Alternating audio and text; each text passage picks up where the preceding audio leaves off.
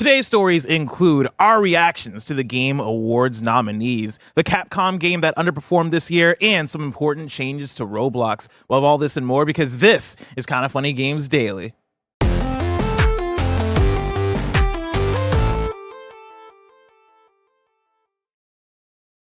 Yo, what's up? Welcome to Kinda Funny Games Daily for Monday, November 18th, 2024. I'm one of your hosts, Blessing. Adeoye Jr. Joining me is the master of hype, Snowbike Mike. Bless. Good morning. Happy Monday, big dog. Happy Monday Good to hang Mike. with you always. How you feeling? How you looking today? I'm feeling good. Had a fun weekend. Celebrated a birthday. It was a good time, but not as good as the time as I imagine you had because you went to Vegas and got to go to Sonic Topgolf. Yeah, I spent 24 hours, wicked hours in Vegas. Yeah. Got to play Topgolf, Sonic the Hedgehog, Topgolf. A lot of fun, Bless. I can't wait to hear about it. I know you guys are going to talk about it on the Kinda Funny podcast, so I don't want to burn podcast. But let me tell you, the amount of FOMO I got, just like seeing the Instagram stories, and then also the Instagram, like I don't know what they call them, but like the status updates. My little notes. Your little notes when you follow each other on Instagram, and you go in the messages and you see it there, and you just be like, I'm in Vegas. I'm at Topgolf. We're in the Sphere. Like he did it all for Greg. Doing it all for Greg. Well, shout out to you for doing Greg that. Greg asked me to do that, so I kept him up to date with all of our movement. Shout out to a couple of Kinda Funny best friends who found us out in Vegas. You know, it was a wild 24 hours. And you know what, Bless? I won't burn the podcast later with Sonic stuff, but we did go to the Sphere, and it was epic. It was epic. That was the point where I was like, damn. They're living the life. They're doing it. They're doing it. Because I don't think you guys said anything about going to the Sphere like before you left. At least I didn't overhear any conversation. Happened. Yeah. It just happened? Just happened. We arrived. Tim was like, you have 5 minutes. We're going to the Sphere. And I changed my clothes and I went right out. Started eating chicken tenders in front of an AI robot. It was amazing. Hell yeah. Love that for you. I spent Barrett pops up. Barrett's like, what the fuck is happening? Yeah. Only at the Sphere can you do that. Only at the Sphere. Yesterday I had a pretty chill day. Did a stream where I try to predict the Game Awards nominees, what there will be. And it's gonna be very fun getting into this because like I've not looked at most of the categories. Okay. I've seen like what the Game of the Year nominations are because that's impossible to dodge. But like for this episode, I wanted to come in clean just to like see what the surprises are. I wanted to experience it, see how close I get. But then afterwards, I was talking to people in chat about like, yo, I'm looking for a game. I'm thinking about playing a puzzle game. Like, I want something that's gonna scratch my puzzle poppy. Yeah. So people were saying Lorelei and the Laser Eyes because I've been putting that off all year. Okay. Finished the stream, and I was like, let me boot up Lorelei, and I booted it up, and I was like, oh man, this still feels too hardcore for what I'm feeling right now. And then what do you mean too hardcore puzzle-wise for you? Yeah. Oh really? It's just like it seems demanding. Okay. Oh, okay. It seems like one of those games where I'm really gonna need the notepad, and I'm really gonna need to lock. Okay. Right. It seems like the dark souls of puzzle games, as some might say. Snap. Okay. People do say that about that game. Do they really? Do they actually say that? No. I was just making that up. Oh, okay.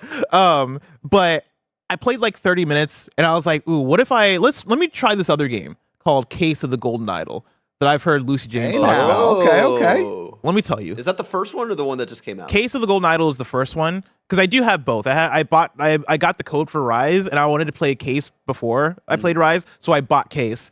And let me tell you, this game fucks. Case of the Golden Idol is sick. Okay. It is a point and click puzzle game where you're essentially trying to solve these crime scenes by like clicking into like people's pockets and seeing like what's going on, right? Like usually a scene will be you see a dead body or you see like a person dying, and like you have either people around in different rooms or you have like clues around, so you like point and click them and see what the story is, like see if you can put the story together.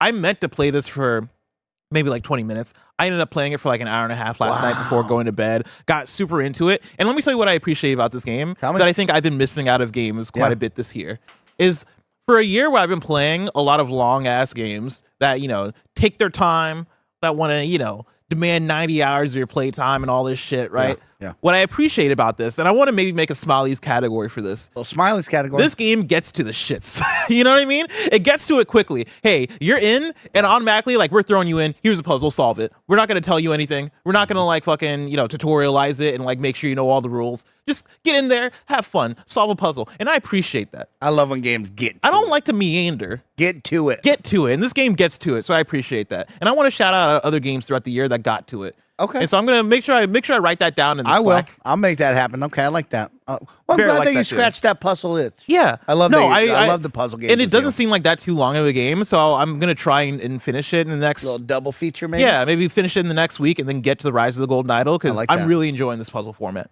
But enough about that.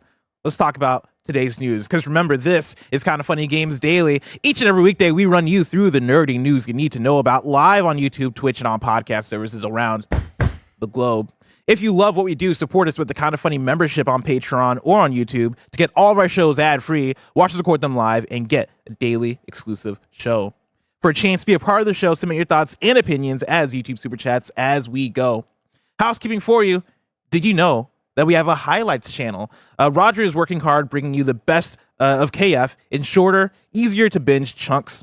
This entire week is Reaction Week. Come relive some of our favorite E3 and press conference reactions over at youtube.com/kindafunny.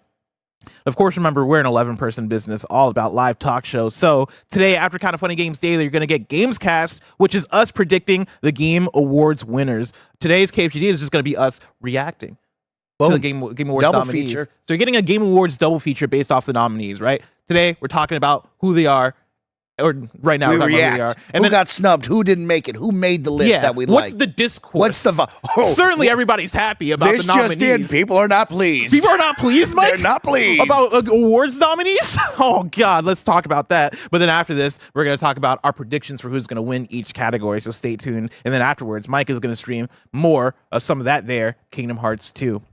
If you're a Kind of Funny member, you can, of course, get today's Really Gregway. quick, hold on.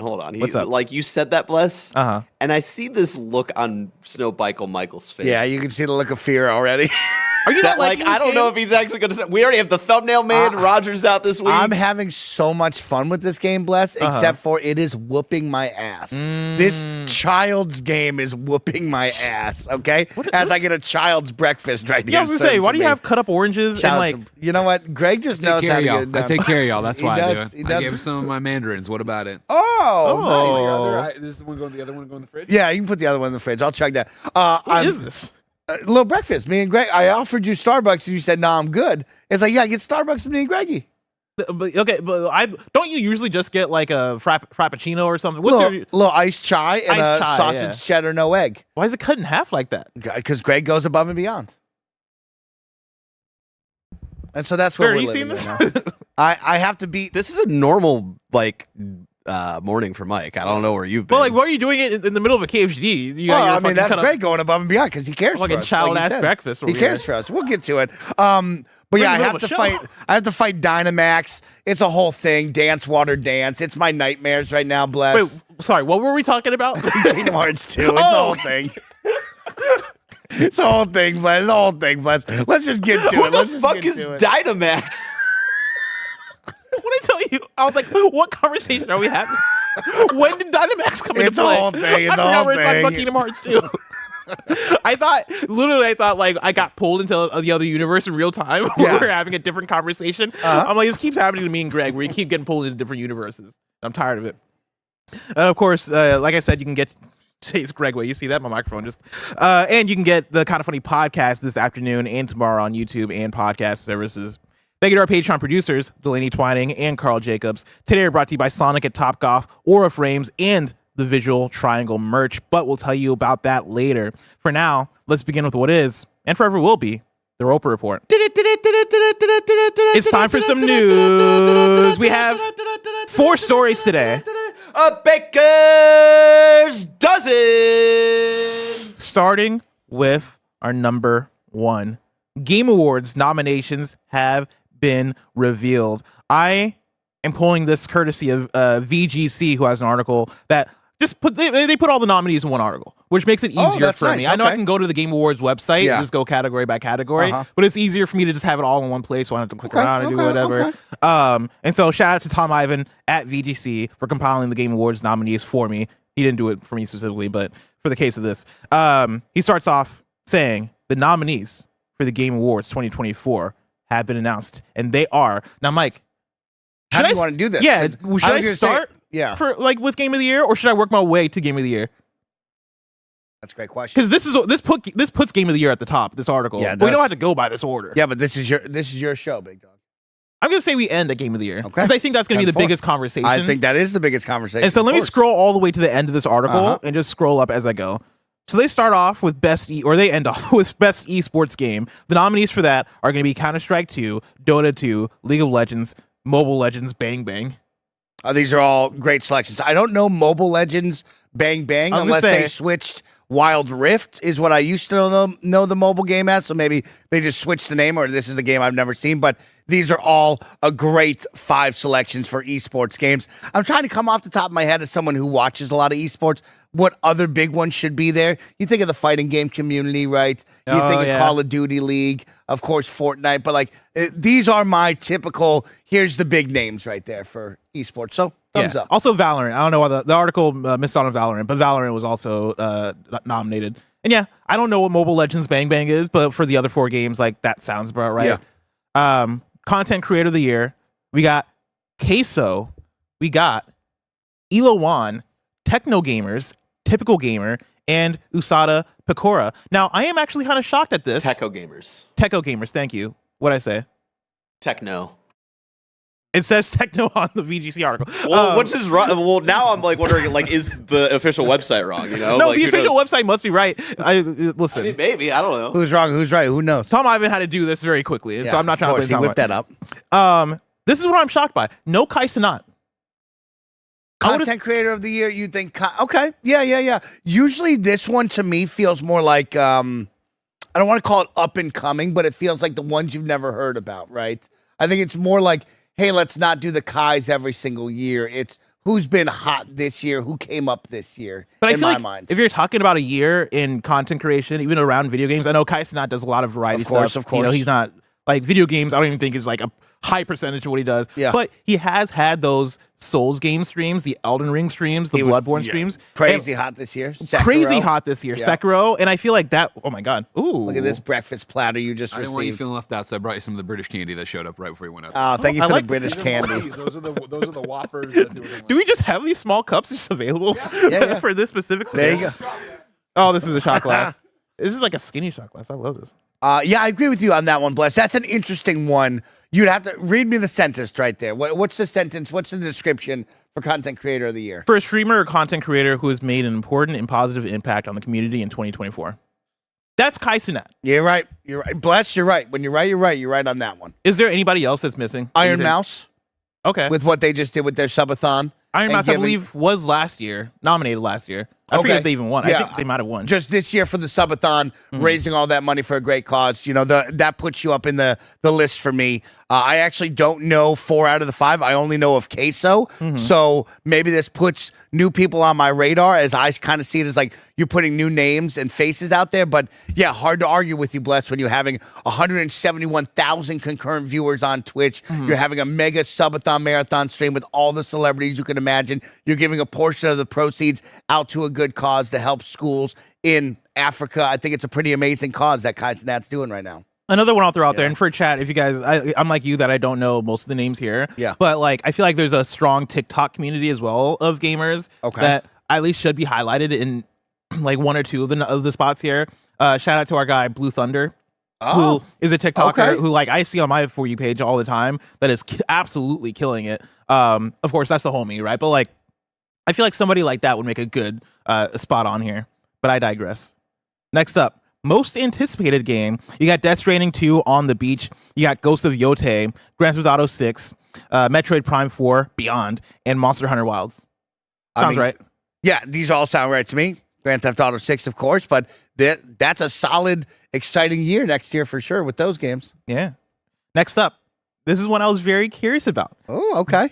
And this is going to be a conversation. Best adaptation. You got Arcane. You got Fallout. You got Knuckles. You got Like a Dragon Yakuza. And you got Tomb Raider, The Legend of Lara Croft. What are we missing? Are we missing anything from this year? I don't think we're missing anything. Okay. Because I feel like this year has been a down year for video game adaptations as far as like this window. Arcane, of course, people will love Arcane. Just came out with the final season 2, so people are watching that. My thing with Arcane is the parameters for the Game Awards, right? Okay. For the cutoff, right? Is like, I think they said that the product has to be out by November 22nd, which is this Friday, for the public. Arcane Season 2, the second half of it, I believe, comes out this Friday. Oh, So, okay. like- So now you're doing the Netflix releasing of what's out now. Yeah. Okay. And I guess it's just a weird thing of, one, are people basing this off of Season 2 Part one. Part Yeah. 1? Did people get their votes in on time of like by the time they even got around to see? Were people just like, I don't know, man, Arcane's a vibe. We're just gonna nominate Arcane. Chat's correcting us. The second half is already out, Bless. Oh, is it really? Yeah. Oh, I was lied to then. Okay. I blame my stream chat. Okay. Oh, okay. I mean, all of those, if Barrett brings us back up, all good selections. There's nothing off the top of my head that's like, oh, you're missing one there, right? Yeah, I think it's more so of just like because it's a down year, like Bless is saying, it's just like people didn't really vibe with like a Dragon Yakuza.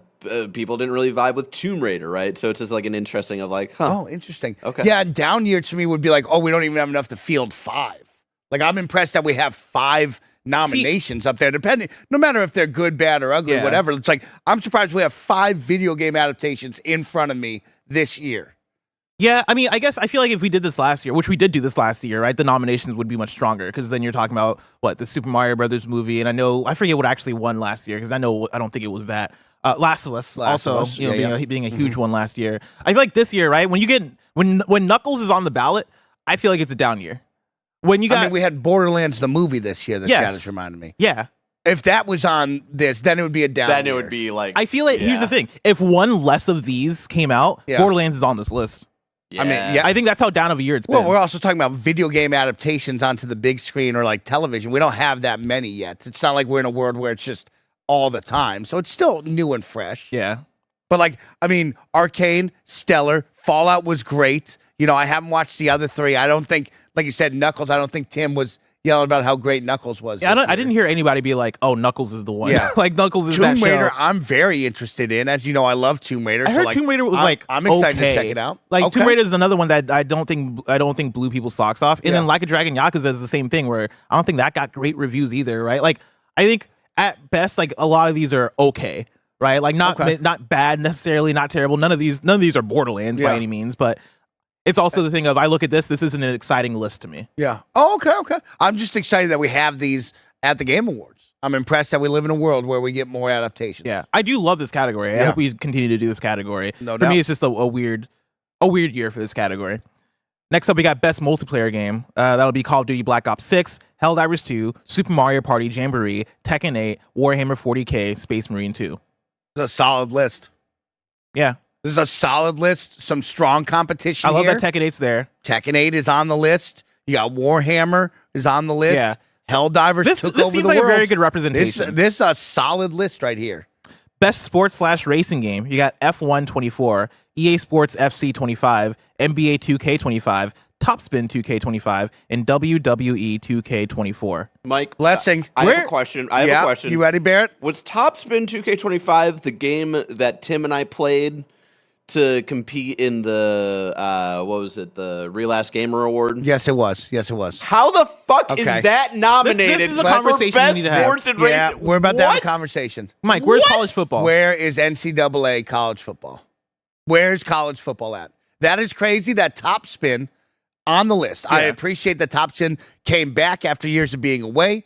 A good tennis sim. I didn't really love it when we did our review, but the idea that Oh, chat's EA correcting Sports, me. It was pickleball that we played, not Topspin. that So okay, EA Sports okay. college But I football do remember isn't in this. I do remember there being a Topspin conversation about like that game. Correct me if I'm wrong. The last Topspin game wasn't like the best, right? I didn't love it when we did our review. Yeah, maybe that's what I'm- I think I was a little bit on the lower side of the reviews there for like the general populace, but like I am surprised that we are seeing Topspin on this list and not EA Sports college football. I'm surprised. Yeah, I'm blown away. I'm baffled. That should be the winner for this year's best sports game. I agree. Like that's a game that had a moment. That's a game that, of course, like this, there's way more than popularity considered in this. But we want to talk about a sports game that had an impact this year in a era, right, where sports games I think tend to come out and be like the most minimal of updates, the most like, oh yeah, here's another one, here's another EA Sports FC, here's another F1, right? Like college football came out and got people excited again because it's been so long since you had that, and they did a good job with it, right? Like I had such a fun time playing Simon Cardy out in the office. Yes, you office did. days, getting destroyed by this man who lives in the UK, taking all my pride away. I think if you take out top spin and you put in college football, we all nod our heads and go, that's a solid category. Yeah. Like if I go down the list, I'm impressed that F1 continues to do well and is nominated here, right? This is a small sport that has taken over the globe and it's gained really a lot more popularity in the recent years where that game is on there. EA Sports FC, FIFA is always going to be the big dog. It's always pushing stuff. NBA is always pushing graphics. WWE and Topspin, congratulations. I'm impressed that they're on there. But yeah, the big dog is college football. I am blown away it's not on there. Do you think this is when you talk about the judges that are judging for the Game Awards, because this is the thing I was literally talking to Barrett about right beforehand, right? Like, it is an international panel of judges, right? Like, it's not like Jeff Keighley is just reaching out to people that live in the U.S. He is reaching out to outlets from other countries, and everybody is, having a say in what gets nominated and what wins here. Do you think it's because college football is specifically an American thing? Do you think because there's like less of a worldwide appeal for college football, obviously, because it's American college football? Yeah, maybe. But like, video games are global. They're international. Sports games have proven that they're global as well. Doesn't matter where you're from. You're playing any sports game. Maybe just American football is so small in the global context of things, right? Yeah, like especially Chad is American yelling at me college about football. Smaller F1. than Topspin? I mean, I think more of the world cares about tennis than college football. If you're talking about worldwide, obviously America cares way more about American football than anything else. Oh, I know. I know. But this is what I want to do. Barrett, is there a way you can look up the page that has like the voting panel? Yeah. Because I want to see like how many. Those usually don't come out the same day, I feel like, as the nominees. But I can look around the website here and see if I can find it. Yeah, I would love to see, just to like compare and see like, okay, how many of these are folks that we're familiar with, right? The Polygons, the IGNs, the good game spots of the world, versus people that we just don't know about that might be an outlet from Brazil or like Nigeria, even though I'm pretty sure Nigeria doesn't have any. But like, I want to see how much of it is worldwide and how much that might come into play when we get into these. Next up, we got Best Sim/Strategy, Age of Mythology Retold, Frostpunk 2, Kunitsugami Path of the Goddess, Manor Lords, and Unicorn Overlord. Very happy to see Unicorn Overlord get some love. Good for Unicorn Overlord. I was very scared because I'm not got an RPG yet, but I imagine it's not in the RPG category. Okay. Because it's a stacked year for RPGs. Yeah, I'm a big fan of Frostpunk 2 making the list. Age of Mythology Retold on that. Kunitsugami. We're going to talk about that game on a later story, but like, hey, on the big board right here, that's a big deal right there. Huge. Yeah. I do have the list of the judges panel if you want to take a look at that. Yeah, let's bring that up. Because we go through, right, we have Ars Technica, Digital Trends, Easy Allies, Entertainment Weekly, Game Informer, Games Radar, Game Ranks, Gamertag Radio. So far, a lot of outlets that we know and love. GameSpot, Giant Bomb, IGN, Inverse, Jeff Kurtzman, I love that. Shout out. Hey, kind of funny, never heard of him. LA Times, MinMax, PC Gamer, Polygon, Screen Rant, VentureBeat. So far, I've heard of all these names. The Verge, Touch Arcade, Vice, What's Good. Even though, well, they also separated by country as well. Oh, I see. So now we're getting to UK, right? You got Edge, Eurogamer, The Guardian. Let's scroll past because I think for the UK ones, they're all mostly going to be the ones we know, right? Shout out to VGC also being there. Also, someone hold on. Someone pointed out in the chat, Game Informer isn't a thing anymore. I mean, neither is What's Good Games. Oh, what the fuck? Yeah. Interesting. That's why I paused there. I was like, oh, interesting. Huh.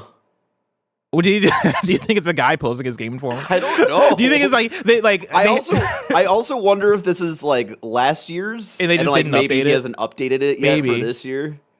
Okay, here we go. Global. So you have Argentina, and let's just go by country because you have quite a few outlets here from Argentina. Scroll down a little bit. You have Australia. There's 3 outlets there. I don't even know how to pronounce that. Benelux. You have 1 from there. You have 9 from Brazil, right?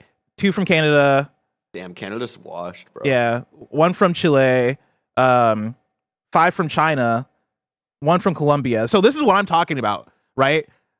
Which, for the record, I love this. I'm not fighting against this. I think this is actually wonderful. You should do it this way. But you're just questioning, like, are these people interested in college football? Yes. Would they have tallied this vote? When you think about predicting who's going to be nominated for Game Awards or trying to explain, Barrett, again, for audio listeners, Barrett keeps scrolling, and there's so many outlets here, right? And again, so many of them are worldwide. When you're trying to talk about how to, I guess, explain some of these nominations, right? I think you just got to keep in mind, like, if you're somebody that's reading Kotaku and reading Polygon and reading IGN and like your sources for video game news and media and reviews and media is based on like our small American bubble, I think you're going to miss out on a worldwide conversation. And I think that's going to come into play when we get to things like Game of the Year that has like Black Myth on it, right? And like things that people maybe didn't see coming. Just keep that in mind, that I think the amount of worldwide appeal is going to be is something to take into account here, which is why I think maybe you don't see college football get nominated. Moving on, we got Best Family Game, Astrobot, Princess Peach Showtime, Super Mario Party Jamboree, The Legend of Zelda Echoes of Wisdom, and The Plucky Squire. Solid list to me. Solid list to me. Princess Peach Showtime, that's one that I know Tim didn't like that game, but it also seems like more of a kiddie, like, you know, kids game, like aimed at like very younger audience. And so I think for family game, maybe it could make sense. Pleased with this list. Best Fighting Game, Dragon Ball Sparking Zero, Grand Blue Fantasy vs. Rising, Marvel vs. Capcom Fighting Collection Arcade Classics, Multiverses, and Tekken 8. Whoa. Multiverses does not belong here. Take out Multiverses, put in Rivals of Ether 2. Oh, okay. Yeah. The streets are loving Rivals of Ether 2. Now, that just came out? It did. It came out in like September-ish. Chat, correct me if I'm wrong. It's September, October. Okay, so it's been out for a while. Yeah, it's been out for a little bit. Could have and should have made the voting then, in your opinion. All right. Yeah. Any other fighting games missed this list? Under Night in Birth, but like I don't know if that had like the enough of a crowd around it. Okay. Like I didn't really hear many people talk about Under Night, and like I think maybe that's because it came out around the same time as Tekken. Yeah. I'm happy that Grand Blue Fantasy versus Rising got a shout out because that came out at the end of last year. That was one of those December releases that you worry about a little bit of getting noticed here. So I'm happy that got its due. But yeah, Under Night in Birth is the only other one that comes to mind, and then yeah, Rivals of Ether too. I think definitely should be in there over Multiverses. Okay. Best RPG: Dragon's Dogma 2, Elden Ring: Shadow of the Erd Tree, Final Fantasy VII Rebirth, Like a Dragon, Infinite Wealth, Metaphor ReFantasia. Stacked year on those. Very I mean, I stacked think year. there's even more you could slide in there as well. So yeah, that's a solid year right there. Are you shocked that there's no Dragon Age? Dragon Age is another title that I bring up. You brought up Unicorn Overlord, right? So it's like, I think I have like 7 to 8, maybe even 10 that I could like flip flop in there. But I think that's a solid 5 right there. It's a strong 5. Let me look up, because I have a doc of like my own predictions. Let me look up what I wrote down for RPG. Also, I just want to give a quick shout out to the Grand Blue Fantasy versus Rising, just for the homie Matthew David Rudd, who's Belial in that game. Oh, nice. Oh, what a character too. I know. What a character. I learned a lot about that character recently. That's a crazy character. just so you know. Yeah, this lines up with what I actually predicted. Okay. Yeah, I love that Dragon's Dogma 2 got in there. Dragon's Dogma 2 is one that made such a big splash when it came out. Big splash. And that's one that I worry about how time moves on. Even though I'm not a Dragon's Dogma 2 person, I wouldn't want that to get lost to time as far as like what that meant to people, because people love Dragon's Dogma 2 Didn't get when lost. it came out. Okay. Best action adventure game. You got Astrobot, Prince of Persia: The Lost Crown, Silent Hill 2, Star Wars Outlaws, Okay. and The Legend of Zelda: Echoes of Wisdom. Huh. What's blowing you? What's making you say, huh? What's got you? Granted, Greg and I are very much on the lower end of how people feel about Star Wars Outlaws, but What's got you here when we It's- talk about best action/adventure Well, game? I guess my beef comes with best action and best action adventure both being categories, and I think it's still being slightly confusing. Yes. It very much feels like both of those are the exact same. Yeah. But we've now split them to give a little more love to someone else as well. And so like I don't know. Because like you're humming and hawing, I think, over Star Wars, right? Star Wars a little bit, but I guess I'm humming and hawing over it just feeling like I look at these games and I'm like, are these really the same genre? Well, it's Video just like, games? it feels like, because we're going to go from this best action adventure game to best action game, and those are 10 different games. Yes. There's not any shared love between these two. When I categories say right action adventure, what comes to mind first? Just any game. here. Best action adventure game, Zelda. Just action adventure. yeah, Stellar Blade. I say God of War. Okay. Yeah, like an Uncharted comes to mind. Okay, yeah, Like I think any game that is like has a journey to it, like a story and narrative to it, that like I don't know, That's maybe you. so many games. But that's why I don't like this as a thing, Yeah. right? Like I think maybe you can categorize that type of game as action adventure, but I think when you get into best action, we're just doing too much. Yeah. My recommendation has always been take RPG and turn it into action RPG and turn-based RPG. Because I feel like that has more variety to it than like best action versus best action adventure. I don't like the separation just because of the combat is different. An RPG is an RPG, you know? Okay. But I guess my point is there's like Elden Ring and Unicorn Overlord are both RPGs. Yeah. But like those are two extremely different games at their core. And I think if you can, I don't know, separate that a bit, you get into games that have more similarities than differences. Best action and best action adventure, what are we talking about? I feel like we have this conversation every year, though. Yeah. I feel like we had this I bring exact this up same every year. conversation. Yeah, exactly. I feel like we talked about this last year of like, they're just so close. There's just so much shared here that you think about. But then we have 5 different names. Like, what is it about Astrobot, Star Wars Outlaws, Echoes of Wisdom, Silent Hill 2, and Prince of Persia that make you look at those and go, oh yeah, these are all the same genre? It just doesn't make sense to me. Well, Prince of Persia feels like best action adventure game to me. I can see that. Like Yeah. when I read that off, I think about that. Star Wars Outlaws, the game, feels like it fits that category. When I think of the game, right? You brought up Uncharted. When I think of Star Wars Outlaws, it fits into that category. It might not be the winner that everybody wants, but it fits like that category for me. Yeah. But I do agree, like, Because then, like, Astrobot, you know, I mean, like, where does that go in there, you know? I mean, and to bring in best action game, we're talking about Black Myth Wukong, Call of Duty Black Ops 6, Helldivers 2, Stellar Blade, Warhammer's 40K Space Marine 2. Which, honestly, I do think there's a good list of nominees for this category. For best action game. For best action, yeah. But it's also just I know we're building to it, but, like, are we surprised we're not seeing Elden Ring Shadow of the Erdtree in this mix? Like we're going to get to it. I know we're building to this, like, oh, it's at the game of the year, but, like, are we surprised that Elden Ring Shadow of the Erdtree is not in this right now? I mean, yeah. I mean, it's in the top 5 but it's game in of the year. That's But where it's best RPG, you know?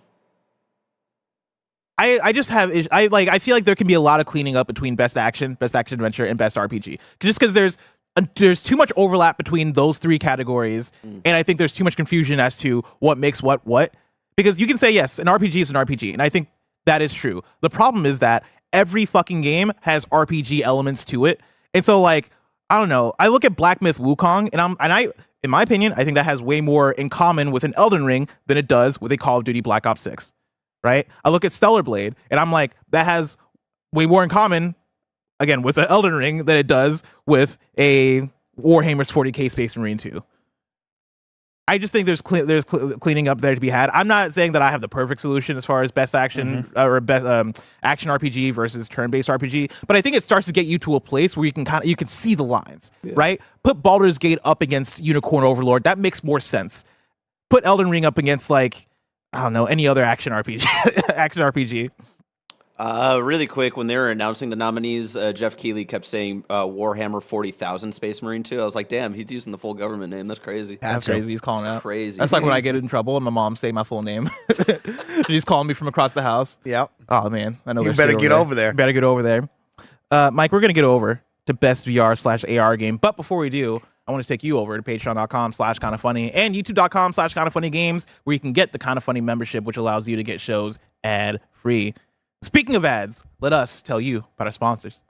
This episode is brought to you by Sonic the Hedgehog at Topgolf. Y'all, when you take one good thing and you take another good thing and you mash them together, that is when magic happens. Kinda Funny loves Sonic the Hedgehog. Kinda Funny loves Topgolf. So you know Kinda Funny is hyped for Sonic the Hedgehog and friends to arrive at Topgolf at supersonic speed on Friday, November 15th with the launch of the new Topgolf game, Sonic the Hedgehog, exclusively available for play at Topgolf venues across the United States. Created for players of all skill levels, which is great for me, Topgolf meets the fast-paced action of Sonic in this new in-venue game where players go head-to-head in iconic virtual Sonic environments, Green Hill Zone and Sky Sanctuary. You can play as 4 iconic characters, Sonic, Tails, Knuckles, and Amy, to hit springs, collect rings, and destroy badniks. For players making the transition from a joystick to a club for the first time, Topgolf has your back with its new club, the Sure Thing, designed to make golf less hard. Come play around with your friends and family at a Topgolf near you and try out the new Sonic the Hedgehog game. This episode's brought to you by Aura Frames. The holidays are all about connecting with loved ones, and there's no better way to do just that than with a digital picture frame from Aura. You can upload your favorite pics of the family to one frame and relive all those happy moments again. Or you could share big news, like a new addition to the family. Most people at Kind of Funny have Aura Frames at their desks, and it's always so fun to walk out in the studio and see what memories they have displayed.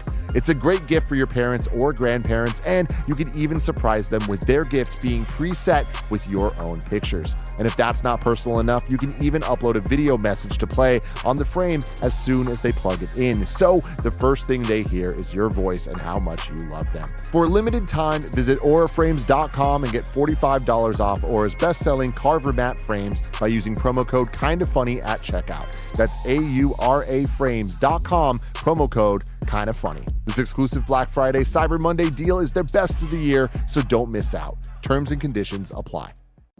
The year is 2024. Lasers are a commonly used technology. Snakes have been replaced by small robots and nobody noticed. The government tells us we must choose between resolution, frame rate, and quality. We will not be lied to. For the first time in this long, bloody war, the full power of the visual triangle is ours. On sale now at kindoffunny.com/store.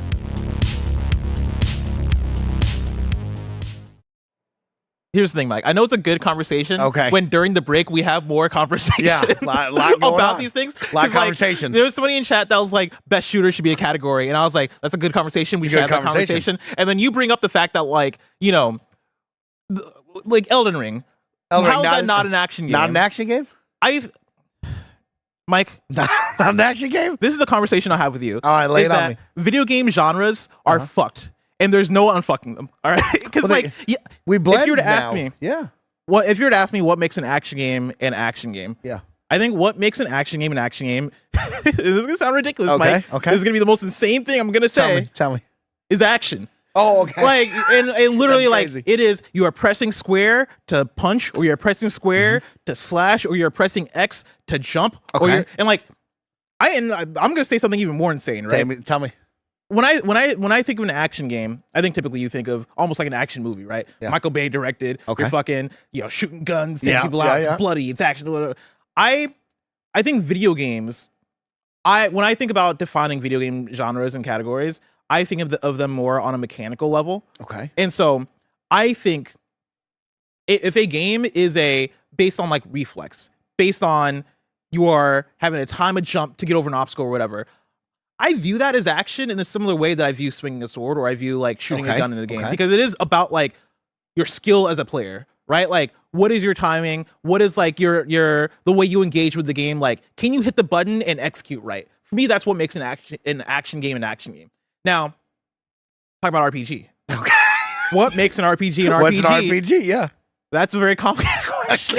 Okay. For me, for what makes an RPG an RPG are stats having a very high influence on your success over the course of maybe a journey, right? And so, like, it is how you spec a character. It is you looking at those choices of, oh, I want to go all in on my luck. Oh, I want to, take these points and put them into, I'm trying to think of an stamina or whatever it is, right? Uh-huh.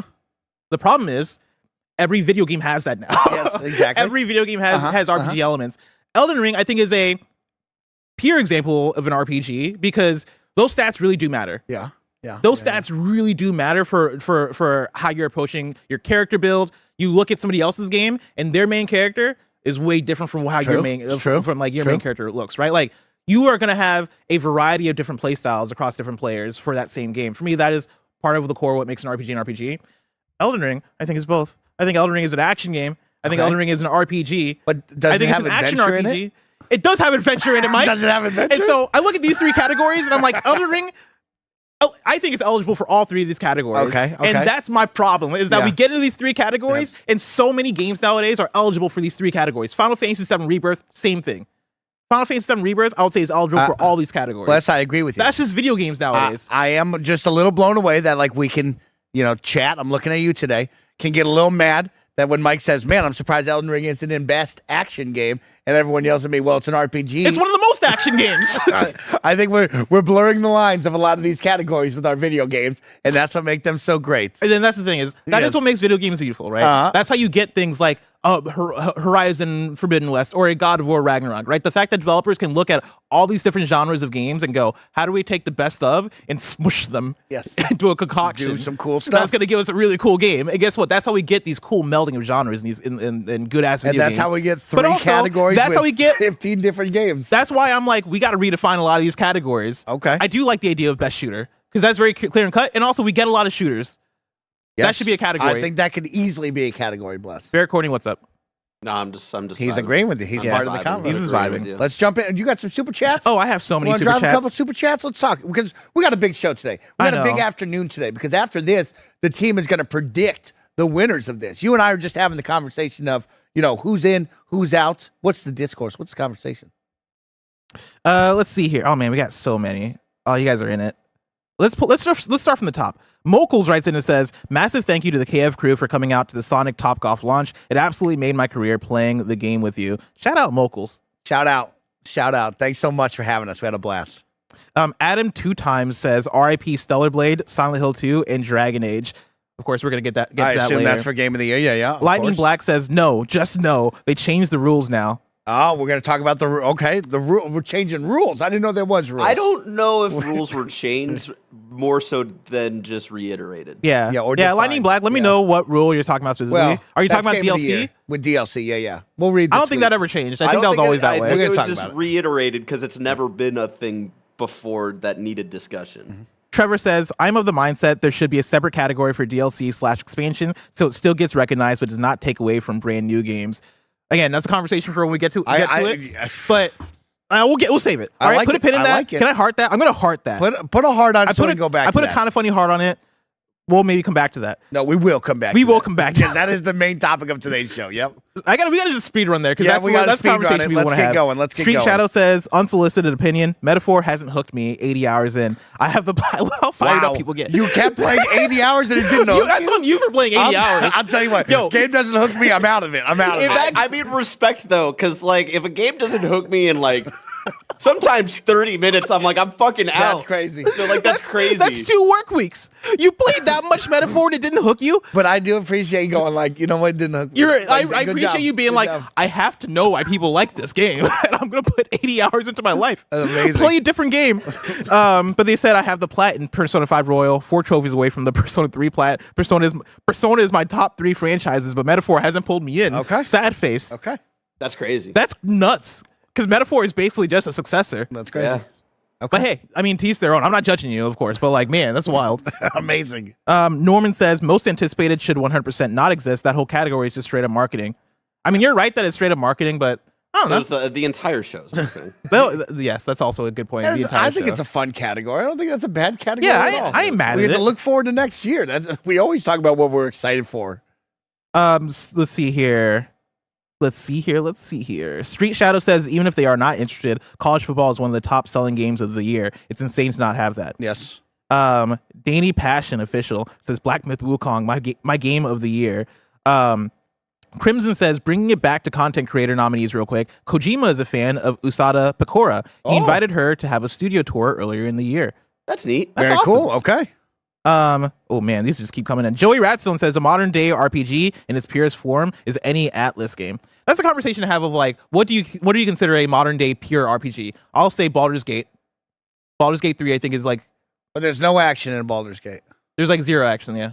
Well, because it's turn-based. That's bullshit. Are we sure there's Just no because action it's or clicking adventure in doesn't Baldur's mean Gate? that there isn't action happening. Not the way I define it, no. To me, action is the antithesis of turn-based. Okay. So no action? And like, again, I think it's a confusing conversation to have because when you're thinking of action, you're thinking about action movie. You're thinking about like violence happening on screen. When I say action, Wow, violence in Baldur's Gate. I am talking about like a way to separate from a turn-based, like almost like a strategy style of gameplay. But no adventure. Okay, well, I didn't say anything about adventure. I didn't say Three anything about categories adventure. that are all the same here. But that's why I separate action RPG from turn-based RPG. Okay. You know, They're both RPGs. Kingdom Hearts is a action RPG. Final Fantasy VII is a turn-based RPG. Hey. Yes. I agree, Bless. There's a conversation to be had. This is a whole Are you game. talking Final Fantasy VII, like the remakes? No, I said original. Oh, okay, you missed what I said original. Sorry. But Barrett, come out here. Let's fucking fisticuffs. I'll fucking fight you. Fisticuffs. Put you back horizontal, motherfucker. All right, I'm gonna stop on the super chats there because they keep coming in. But I I do love want the super chats. Keep them coming in. We'll keep talking today. Wow, I do. We do got to get to Game of the Year and have the we conversation. got a big show. We'll go late. We got a lot of big games cast. The less Kingdom Hearts 2, the better. You know what I mean? What do you mean? Don't Chat you like saying that you game? did not say original, by the way, motherfucker. What did I say? I'm coming out and fighting you. I think you just said Final Fantasy. Sorry, I meant the. I guess I meant the original Final Fantasy VII. I thought I said that. Best VR/AR game goes like this: Arizona Sunshine remake, Asgard's Wrath 2, Batman: Arkham Shadow, Metal Hellsinger VR, and Metro Awakening. Cool. Solid list. Solid list. Not a big VR guy myself, but I love seeing the VR categories grow and get stronger. I mean, we talked about Asgard's Wrath 2. Is last Asgard's year and how Wrath great it 2 was. the winner here? Or do you think Batman: Arkham Shadow is fresher on people's I think, minds? yeah, you got to battle. I mean, Asgard's Wrath 2 was like held up as like one of the best ever, Yeah. right? Yeah, that So, was like a 10 out you of 10. got a but big that was conversation like, there. Wasn't that like late last year? Yeah. Yeah, Also, can that'll we be talk about interesting. Metal Hellsinger in VR? I didn't Dude, know I might that have was to a thing. strap that thing on. I want to try that out. Also, do you wanna have try to that. play Arkham Shadow, Mike. You're Yeah, gonna I fucking do. love it. Yeah, Bear, you know, by the end of the year, I'm doing that for sure. Best mobile game. You got AFK Journey, Balatro, Pokemon Trading Card Game Pocket, Whoa! Wuthering Waves, and Zenless Zone Zero. Wow. I think Balatro is gonna slam dunk on this list. Balatro? Pokemon is coming in hot, man. People are like, when people are thinking about mobile game right now, especially when you consider the entire world of votes coming in. I mean, the fact that Balatro got nominated for Game of the Year, that's true. That's Big fair. deal. people are That's a going to deal. want it to win something. And I think it's this. I- Also, Pokemon Trading Card Game Pocket, even though we're all obsessed with it, I think it still has its problems enough that like I could see people being like, we got it the nomination, but Okay. I don't know if it's the winner here. Okay. Fix that going first mechanic, man. Best debut indie game. We got Animal Well, Balatro, Manor Lords, Manor Lords. Pacific Drive, and The Plucky Squire. Banger year for indies. Yeah, big Big list year for right there. indies. Am I going to have to jump back into Manor Lords? I jumped in on like the first week when it was still in super early access, so I might have to jump back in, seeing it's nominated multiple times here. I got to jump in. Barrett's upset because there's no 1000X resist. I'm right there with you, Barrett. All right. Several categories. Hold my hand, I'm with Even you there. like I forget. I think it might have been Jacob Geller who was posting about this on Blue Sky. Of like, you know, like Games for Impact is kind of one of the more pretentious awards. But like 1000X resist not even getting nominated for that. What the fuck are we doing? Hey, man. A lot of games. There's Plucky a lot Squire. of games. You know A what I lot of mean? games. You're in a storybook. You're turning. 1000 You're jumping into 3D. You were Christ, turning man. You were turning into pages. It 3D. was 1000X cool. resist is one of the It was best cool. stories told in games in the last fucking 5 years. Fight me. Best independent game. We got Animal Well, Balatro, Lorelei and the Laser Eyes, Neva, and UFO 50. Again, another banger. I'm sad that Thank Goodness You're Here didn't get anything. Oh. I love that game. And that Okay. game I think is very quality. It's tough competition, so I Yeah. understand, but that's one I would have liked to see get in there, but it wasn't their debut, and I think Okay. that would have been its best shot, honestly. Either way, there's a great list of games here. Where does Pal World fit in? Does Power World Pal make it World into any of independent these? game? Uh, Is it a debut independent game? Where's Pal World? I don't know. I don't know where you put Power Do we World have a in. survival crafting category? Maybe they should. I mean, honestly, they should add one now. Okay. There's so many survival crafting games. I feel like now Okay. would be the time to add They're one. an early access category. I mean, there probably should be. Okay. Best community support. You got Baldur's Gate 3, Final Fantasy 14, Fortnite, Helldivers 2, No Man's Sky. Do you think Helldivers 2 gets this one? They've done something new now with their whole like live storytelling aspect. You're going up against a couple strong ones here. No Man's Sky just had a mega update that people were jumping in on. Fortnite is continuing to bring you the hits. Final Fantasy 14, everybody loves that beloved free-to-play RPG, now available everywhere. Yeah. Baldur's Gate 3. I mean, Helldivers, yeah, Helldivers was fun with their community I support. think it coming out this year, I think gives it a little bit of a boost. But you're right, No Man's Sky. I feel like every year their updates get more and more just like big, right? Where I watch the trailer and I'm like, damn, like y'all been working on that. Like, where do y'all get the time? Like this game just keeps growing and growing. Next up, we got best ongoing game: Destiny 2, Diablo 4, Final Fantasy 14, Fortnite, Helldivers 2. I think that sounds about right. Solid list. Destiny just had a big update. Diablo had the big update. Final Fantasy's always there. Fortnite, Helldivers. Yeah. Solid list. Games for Impact. We got Closer the Distance. Is that right? Yeah, Closer the Distance. Indica, Neva, Life is Strange Double Exposure, Senua's Saga Hellblade 2, Tales of Kenzera Zao.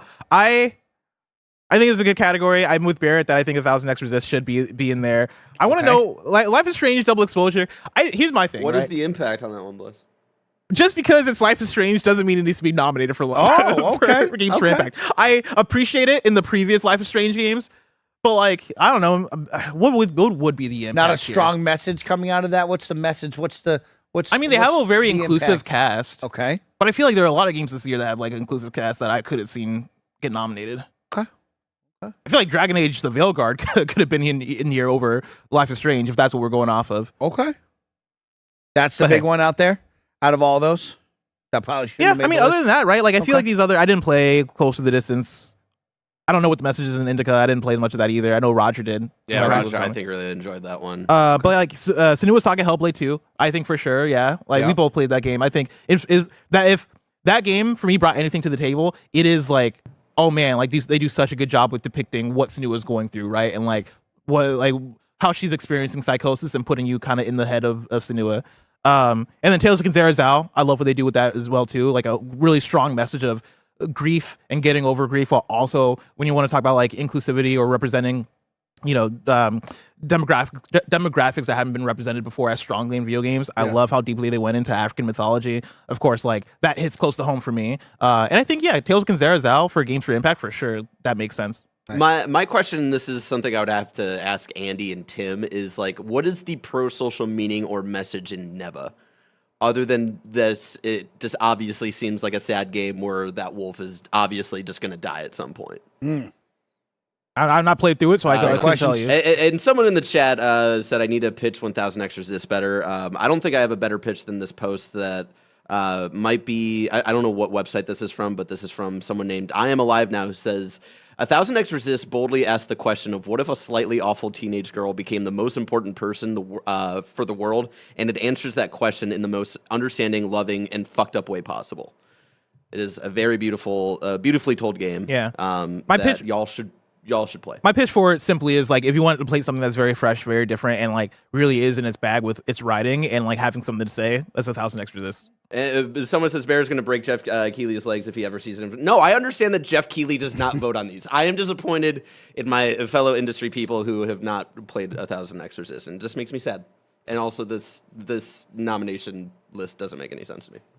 Well, I digress. Innovation and accessibility. You got Call of Duty Black Ops 6, Diablo 4, Dragon Age: The Veilguard, Prince of Persia: The Lost Crown, and Star Wars Outlaws. Solid. Best performance. Brianna White from Final Fantasy VII Rebirth, Hannah Tell from Life is Strange Double Exposure, Humberly Gonzalez from Star Wars Outlaws, Luke Roberts from Silent Hill 2, and Melina Jurgens from Senua's Saga Hellblade 2. Barry shaking his head. Is it because no Heisman? It's because no Heisman. Felipe Spall, who voices Heisme in Metaphor Refantasio, has one of the best performances in games the last couple of years. I also want to shout out Alejandro Saab, who voices, I'm blanking on his character name in Persona 3 Reload. That was someone I was really hoping for this year as well. Honestly, the entire Metaphor cast, I would have loved any of them to be up here, but I think the voice actor for Heisme really deserved that shit, and it's crazy that he's not up there. Best audio, you got Astrobot, COD, Final Fantasy VII Rebirth, Senua's Saga Hellblade 2, Silent Hill 2. This is exactly what I expected. Yeah. This is a very solid list here. Final Fantasy VII Rebirth, I guess, surprised me a little bit. I guess that game had great sound. Had a great soundtrack, which I know is different, but... I like this list. Yeah. Best score and music, you got Astrobot, Final Fantasy VII Rebirth, Metaphor Refantasio, Silent Hill 2, Stellar Blade. Mike, I was listening to the Stellar Blade soundtrack last night. Hit me. That shit might be the GOAT of the year. Like, it's a really good soundtrack that I would be surprised if it won, because you got Metaphor on this list, which I think people like that battle thing for Metaphor sticks in people's heads. Yeah. Okay. And Final Fantasy VII Rebirth, come on. Rebirth is crazy. It's crazy. Stellar Blade's soundtrack, I think, is gonna go under the radar here. I'm glad it got nominated because it is fantastic. Okay. It is. Oh, it's so good. But it's also like, you played Nier Automata, Yeah. you kind of know what they're going for. Shadow of the Earth Tree didn't have any banger songs. I mean, it probably did, but Okay. like, yeah, I guess I can't really Gets think lost of. in the action. I guess it gets The lost in the RPG. action in the RPG. The RPG menu. Moving on, we got Best Art Direction. You got Astrobot, Black Myth Wukong, Elden Ring, Metaphor ReFantasio, Neva. I think a great list. Okay. Shout out, thank goodness you're here also. It's Yeah. not there, but Yeah. I think that's a good one for art design or art direction.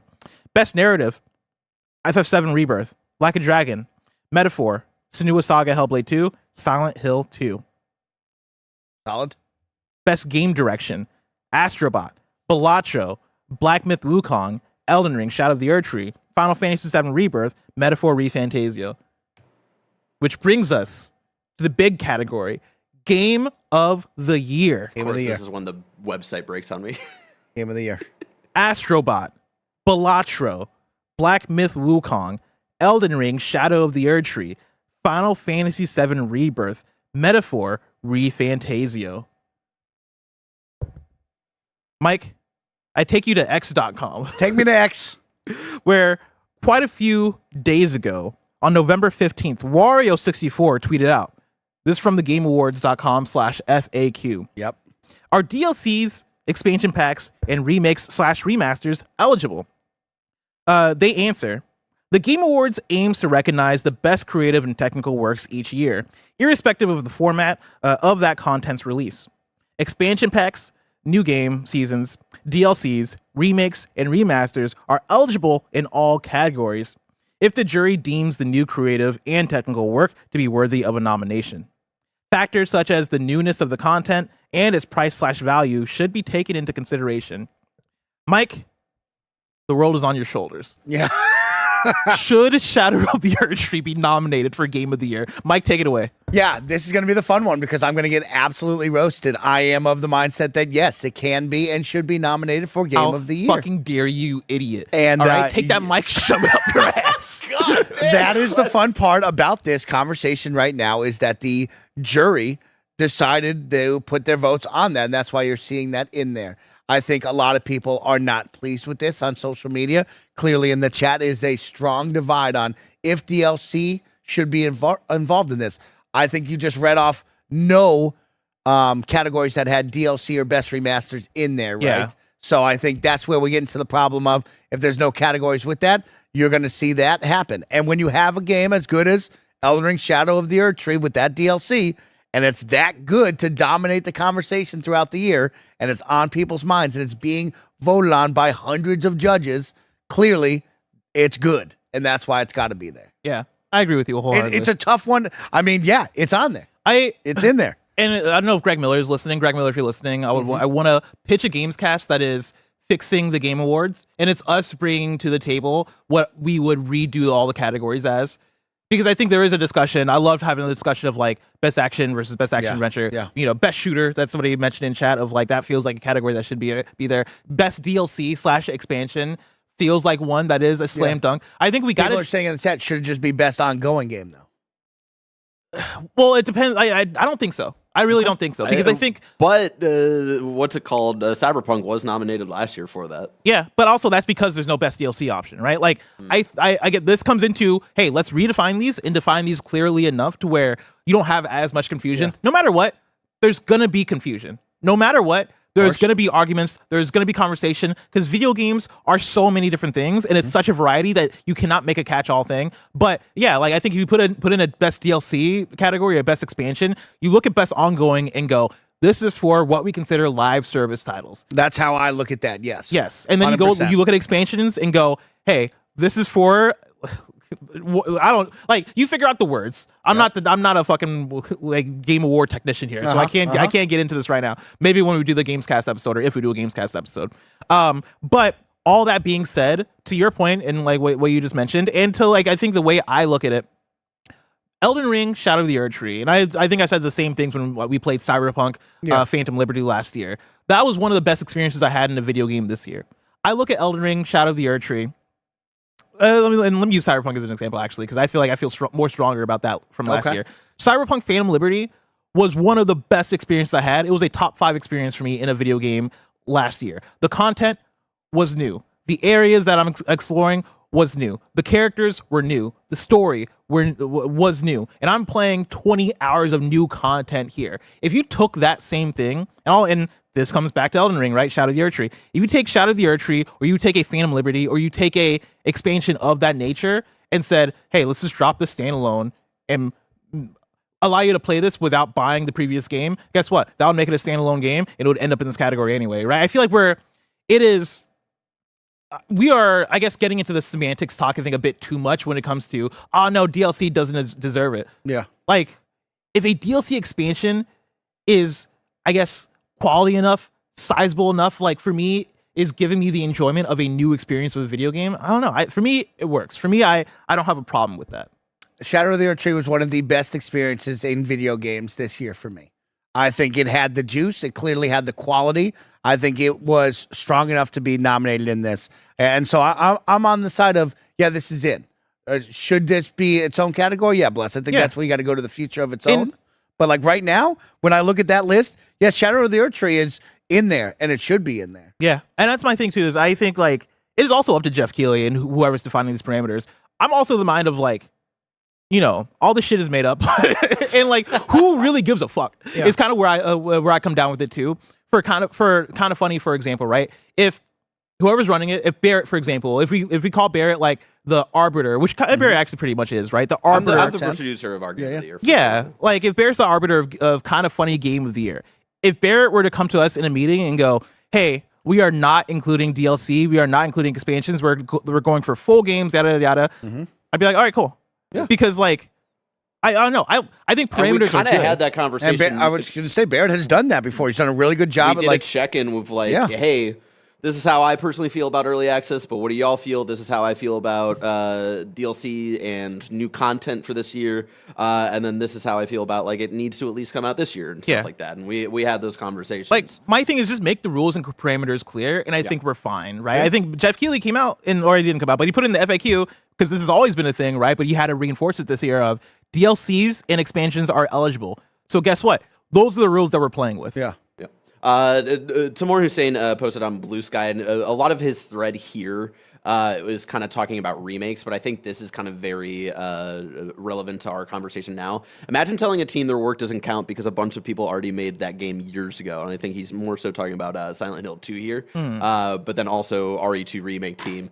You made one of the greatest survival horror games ever, but you can't be Game of the Year because that one with the old-ass graphics and tank controls exists. Sorry. And I think there's something similar in that sentiment about DLC. Like, they still put in a lot of work to make something really incredible. Yeah. And just because it's attached to another game, it doesn't count. It came out this year, and it's something new that came out this year. It's something that's like a pretty big, substantial thing that came out this year. You know? So let's get into some super chats. I bet we got some good ones here.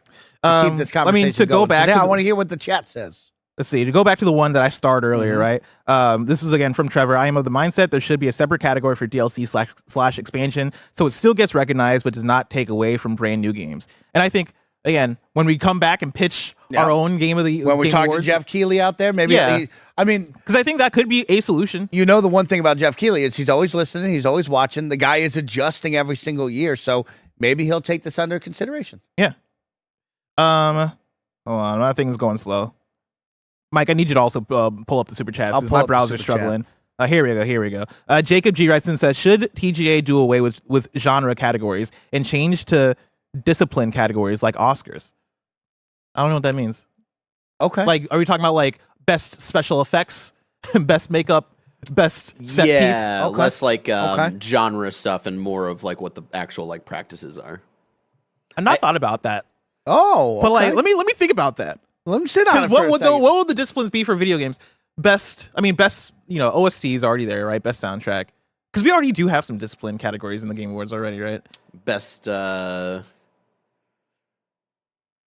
kind of have like art best combat style. System. Yeah, stuff like that. Yeah, art style's already there. Technical achievement. I think MinMax does like best mechanic or something like that, or something similar. Yeah, I like it. But I also don't know if it's a game that's like a Game Awards thing, right? I've mentioned this before. Is I compare Game Awards more to the like the VMAs more so than I do the Oscars, right? I feel like the award show that Greg hosts is more so like almost Oscars life, right? Or Oscars like, right? The Dice Awards. Dice Awards, yeah, of course. But like for me, VGAs is the Jeff Keighley's The Game Awards is way more about like hype and way more about like the almost like the poppy presentation to it, right? Yeah. You want it to be fun. You want it to be. You don't want it to feel like a gala or like something that is overly serious. I feel like when you do, I feel like the Discipline Awards almost feel like they fit home more so at a Dice than they do at what Jeff Keighley's been building with the Game Awards. Danielle Z writes in and says, I think DLC should get its own category. Erdtree is part of Elden Ring, which already got its flowers. Give someone else a chance. I think that's a decent argument, right? Yeah. Like, especially if a game already had its flowers. Are we, not that we're taking it away, because again, like I'm of the mind that people worked very hard on Shadow of the Erdtree. Like Shadow of the Erdtree is a new product. People worked for years on that thing, and it's one of the best things of the year. I think it should be awarded. I'm not necessarily against the idea of a DLC category. That way we can award that thing and then have it feel like okay, cool, there's more space for games that are new to get those flowers. There's enough games getting DLC every year to give you a top 5 too as well. Right? Like Final Shape would be in there on this. The Diablo DLC would be in on this. So you would be able to get 5 in there to have a good conversation with. CJ Splitson says Valhalla snub. It was incredible. Talking about God of War Valhalla there. Yeah, pretty wild. I don't know what I would have nominated in though. I love God of War Valhalla, but like I don't think that was a Game of the Year contender necessarily. If there was a DLC category, would you put that in there? Yes. Okay. Yes. 1000%. That was also a tough one because it came out at the end of last year. Yeah. Ongoing? God of War Ragnarok for ongoing game was hilarious. All right. I think we're good on, like, we have some more super chats, but of course we don't always get to every super chat, and like we're long. We got a couple of good ones too. Find a good one for me. I like this. RPG is first a role-playing game where your choices in the story take focus. The character sheet systems of skills and equipment serves that purpose, but is wrongly perceived as the RPG definition. I think that's. I think both are equivalent. I think both things matter, right? As far as story choice, but I think the problem is that video game RPGs, it's tougher to make those story choices matter as much. Like, because RPG comes from our tabletop stuff, where it is, all right, you have your character sheet, you are filling out characters to be their unique thing, and then also you have so much agency when you're playing a D&D game with friends. When you're talking about video games, like, if you're gonna go by that is a core thing of RPGs for video games, I think we are sizing that down like crazy. That's where I come from. Yeah, like, I feel like you look at Baldur's Gate 3 and go, you are the standard for RPGs, and not many video games can hit what Baldur's Gate 3 does. Okay, I like that. Let's talk about Game of the Year for a little bit longer because I don't want to let you go. I think there was some conversation in this office of like, will Black Myth Wukong make this list? Made this list? Are we surprised by that? I'm not super surprised. Okay. I guess I'm a little bit surprised about what didn't make it, which is I'm surprised Helldivers 2 didn't make it. I was going to say the things that did make it, Helldivers 2. Yeah, and then very surprised. Dragon Age the Veilguard. I'm not super surprised. I think I'm surprised from the sense that Dragon Age the Veilguard is kind of the prototypical game of the year. Yeah. Oh, it is a polished like action adventure RPG. The last entry in the series did win the Game of the Year award that year, like 10 years ago. This isn't me as somebody who's like, I'm not like a Dragon Age person, but just based off of the type of game Dragon Age is, I would have thought that was a shoo-in. I think it came in too hot. I was thinking about this yesterday of like the people who played it and reviewed it really loved it, but I think you still needed enough people outside of just reviewers for specific outlets to like really get into it. And it being another 40 to 60 hour game, I wonder if not enough people like really got to the end to be confident in being like, hey, let's nominate this for Game of the Year. So many strong games. I wasn't blown away. I'm not surprised that Dragon Age didn't make this. I don't think that's on my big six here for what in this category. Let's talk about Black Myth then, because Black Myth is one that I think surprises us a little bit, but that again comes back to the worldwide aspect for me of game awards, where you look at all those outlets and you think about, I guess, just what Black Myth is, in the same way that I view Dragon Age as like a prototypical, like, this is what a Game Awards nominee usually is for the game of the year. I think Black Myth Wukong checks those boxes, while at the same time being something that I think sticks out a bit more, right? Like, the cutscenes in Black Myth look ridiculous. The end of chapter sequences for that game, wild. crazy ass boss fights that got like a lot of attention online, right? That was one of those games where you open up TikTok and like there's so many people that are just playing Black Myth on TikTok live, right? So many people that are reacting to moments of that game. I think that game got so much attention, you know, let alone even like the influence and the impact of that game in China. The Steam concurrence at the time, Crazy numbers. And I think that translates to like, okay, well, this is unequivocally one of the biggest games of the year.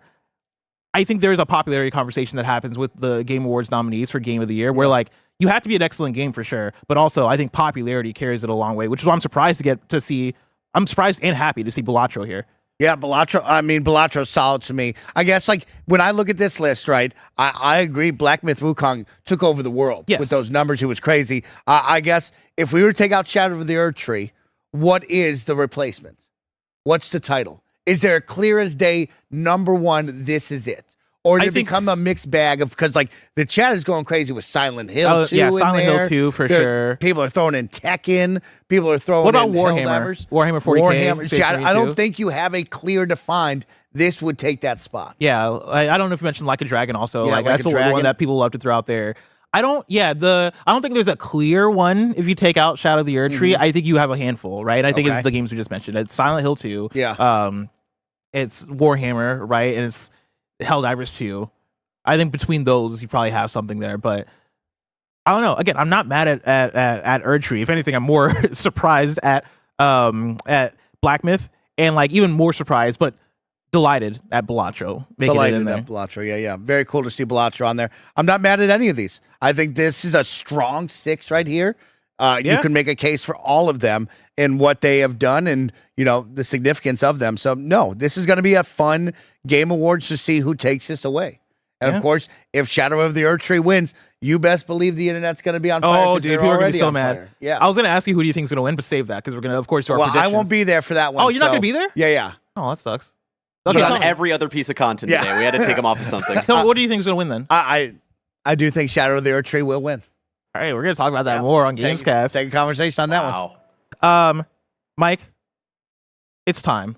Oh, snap. We did we had so many big games make the list for nominees at the Game Awards. But if I needed something, I don't know, something smaller, say the tiniest news I needed to know about, where would I go? Yeah, Bless, I would take you to the Wii News channel where we cover all the small news items you need to know about. Mike, as I do this, I want you to read through the super chats. Let me know if there's anything staying out there that we should hit later. But story number 2, which is now being demoted to Wii News. Kunitsugami Path of the Goddess missed sales targets because of a lack of pre-launch buzz, Capcom says.